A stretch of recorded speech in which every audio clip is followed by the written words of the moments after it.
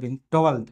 A card is drawn at random from well-shuffled deck of 52 cards.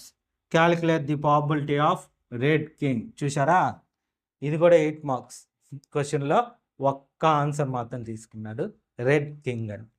So answer ఏం రాస్తానో చూడండి. Total number of possible outcomes.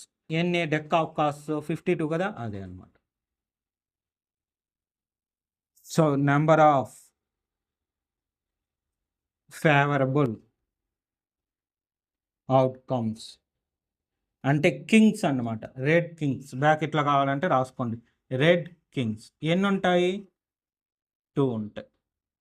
So P of E 2/52. ఇక్కడ చాలామందికి ఇంకో doubt వస్తుంది, sir formula రాయాలా, number of favourable outcomes by number of possible outcomes రాయాలా, ఆలోచించండి. ఖచ్చితంగా రాయాలి.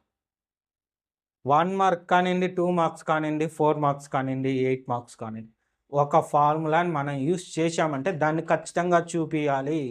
అది చూపించకపోతే మిస్టేక్. మరి నేనెందుకు రాయలేదని మీకు క్వశ్చన్ వస్తుంది. ఎందుకు అంటే నేను తీసుకున్న ప్లేస్ ఎంత కొద్ది ఉంది, అంత కొద్దిలో ఫార్ములా రాస్తే ఎట్లా చెప్పండి. మీకంటే ఎగ్జామ్లో పెద్ద షీట్ ఉంటుంది, బుక్లెట్ ఉంటుంది, హ్యాపీగా రాయొచ్చు. నేను ఎంత కొద్ది దాల్లో తుడిపి మొత్తం చెప్పానంటే కన్ఫ్యూజ్ అయిపోతారు. అందువల్ల ఆ విషయం అక్కడ చెప్పకుండా ఇప్పుడు చెప్తాను. ఎందుకంటే ఈ క్వశ్చన్కి కంపల్సరీ 8 మార్క్స్లో 4-5 వస్తాయి. ఖచ్చితంగా అన్నిసార్లు ఫార్ములాస్ రాస్తాం, ఓకేనా.